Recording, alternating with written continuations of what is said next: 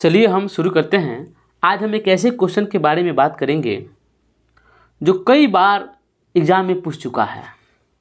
Question पूछता है कि वास्तविक प्रतिबिंब क्या है या आभासी प्रतिबिंब क्या है।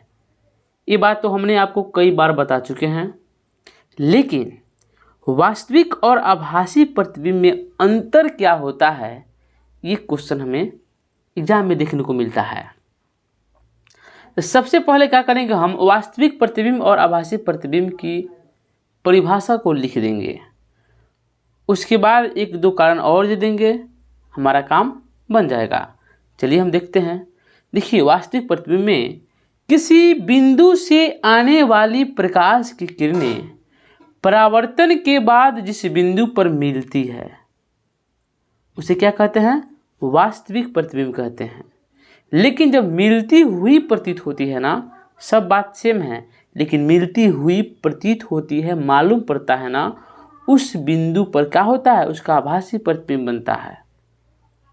इसका दूसरा अंतर है कि यह किरणों के क्या होता है, वास्तविक रूप से कटने पर बनता है, यानी हमें कटान बिंदु स्पष्ट रूप से दिखाई पड़ता है। लेकिन आभासी की बात करें तो यह किरणों के वास्तविक रूप से कटने पर नहीं, बल्कि उन्हें पीछे बढ़ाने पर जहां वे मिलते हैं वहां बनता है, यानी आभासी रूप से बनता है। एक बात आपको और मालूम होना चाहिए कि वास्तविक प्रतिबिंब हमेशा उल्टा होता है, सीधा नहीं होता है। सीधा तो आभासी प्रतिबिंब होता है, और इसको हम पर्दे पर प्राप्त कर सकते हैं। किसको? वास्तविक प्रतिबिंब को हम पर्दे पर प्राप्त कर सकते हैं, लेकिन आभासी प्रतिबिंब को हम पर्दे पर प्राप्त नहीं कर सकते हैं। इसमें ऑब्जेक्टिव क्वेश्चन बहुत बार पूछ चुका है और बहुत बार पूछेगा भी कि निम्नलिखित में से किसमें उल्टा प्रतिबिंब बनता है, सीधा प्रतिबिंब बनता है, किसको पर्दे पर प्राप्त कर सकते हैं, किसको पर्दे पर प्राप्त नहीं कर सकते हैं। इस प्रकार के क्वेश्चन आपके एग्जाम में पूछ लिए जाते हैं। इस चैप्टर से ये भी क्वेश्चन काफ़ी इंपॉर्टेंट होते हैं, जो अक्सर 2 नंबर में पूछे जाते हैं। क्वेश्चन पूछ लिया जाता है कि निम्न स्थितियों में प्रयुक्त दर्पण का प्रकार बताइए। ये में क्वेश्चन है कि किसी कार का अग्रदीप, अग्रदीप कहें तो या हेडलाइट कहें तो, सभी विद्यार्थी के दिमाग में एक ही शब्द बसा होता है, हेडलाइट। लेकिन आप ये भी आज जान लीजिए कि हेडलाइट का ही दूसरा नाम क्या है, अग्रदीप है। क्या है? अग्रदीप है। तो पूछता है किसी कार का अग्रदीप में किस प्रकार के दर्पण लगे होते हैं, तो इसका आंसर है कि किसी कार का अग्रदीप अवतल दर्पण का बना होता है।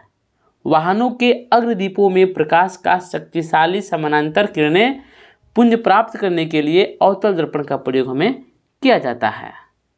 क्वेश्चन पूछता है कि कार के हेडलाइट में किस प्रकार के दर्पण लगे होते हैं, तो अवतल दर्पण लगे होते हैं, क्योंकि क्या होता है, समानांतर किरण पुंजों को क्या किया जाता है, प्राप्त किया जाता है, ताकि हमें चारों ओर स्पष्ट रूप से दिखाई दे। उसी प्रकार हमारा दूसरा नंबर क्वेश्चन है कि किसी वाहन का पार्श्व यानी पक्ष, यानी पिछले दृश्य के दर्पण जो लगे होते हैं, जिसमें क्या होता है, पीछे वाली चीज़ों को देखा जाता है, उसमें किस प्रकार के दर्पण लगे होते हैं, तो याद होना चाहिए उसमें उत्तल दर्पण लगा होता है। क्वेश्चन पूछ लिया जाता है कि हमें पार्श्व यानी पीछे की वस्तुओं को देखने के लिए उत्तल दर्पण ही क्यों आवश्यक है, तो हमारा जवाब होगा कि उत्तल दर्पण का उपयोग सामान्यतः वाहनों के पश्च दृश्य को देखने में किया जाता है। ये दर्पण वाहन के पार्श्व में यानी पीछे लगे होते हैं, जिसमें क्या होता है, ड्राइवर अपने पीछे के वाहनों को देख सकते हैं, जिससे क्या होता है, सुरक्षित रूप से वाहन चला सकते हैं।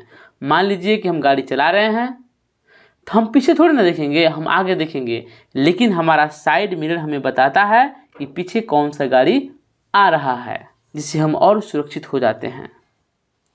सौर भट्टी में पूछ लिया कि सौर भट्टी में किस प्रकार के दर्पण का प्रयोग किया जाता है, तो क्या बताइएगा कि सौर भट्टियों में सूर्य के प्रकाश को क्या किया जाता है, केंद्रित किया जाता है, एक जगह उसको इकट्ठा किया जाता है। क्यों किया जाता है? ताकि प्रकाश एक जगह पर केंद्रित होगा तो क्या होगा, गर्मी और उष्मा ज़्यादा निकलेंगे, तो क्या होगा, भट्टी और तेज जलेगा। इसीलिए इसका प्रयोग करने के लिए क्या होता है, बड़े बड़े अवतल दर्पणों का उपयोग हमें करना होता है, किया जाता है। एक और क्वेश्चन आता है, बहुत ही इम्पोर्टेंट है, चलिए इसको हम देख लेते हैं। जब हम दाढ़ी बनाते हैं तो उसमें भी क्या करते हैं, अवतल दर्पण का ही उपयोग करते हैं। यानी कहने का मतलब क्या है, हजामती में हम क्या करते हैं, अवतल दर्पण का उपयोग करते हैं। जिससे क्या होता है, हमारा जो दाढ़ी होता है ना, वो सीधा, बड़ा और स्पष्ट दिखता है, तो हम अच्छे से अपने दाढ़ी को शेविंग कर पाते हैं। ठीक है। दूसरा बात करें तो टॉर्च, वाहनों के हेडलाइटों, सर्च लाइटों में भी क्या होता है, अवतल दर्पण का उपयोग होता है। ठीक है। 3 नंबर की बात करें तो रोगियों के नाक, कान, गले, दांत आदि के जांच के लिए भी डॉक्टर क्या करते हैं, अवतल दर्पण का उपयोग करते हैं। जिससे क्या होता है, प्रकाश को एक जगह पे केंद्रित करके उसको स्पष्ट रूप से देख लिया जाता है। इसीलिए हम अवतल दर्पण का उपयोग करते हैं। सौर भट्टी में भी क्या करते हैं हम लोग, अवतल दर्पण का उपयोग करते हैं। अभी ने बताया है कि इस प्रकार से हम क्या करते हैं, अवतल दर्पण का उपयोग कई कामों में करते हैं। ठीक है। उसी प्रकार चलिए देख लेते हैं कि उत्तल दर्पण का क्या उपयोग है। तो उत्तल दर्पण का उपयोग क्या होता है, स्कूटर, मोटर कार, बस इत्यादियों में क्या होता है, उत्तल दर्पण का उपयोग साइड मिरर यानी पीछे की वस्तु को देखने के लिए किया जाता है। बस आपको इतना ही याद रखना है, इससे ज़्यादा याद रखने की कोई ज़रूरत नहीं है। चलिए हम कल फिर मिलेंगे अगले टॉपिक यानी इम्पोर्टेंट क्वेश्चनों के साथ। तब तक चलते हैं। जय हिंद, जय भारत।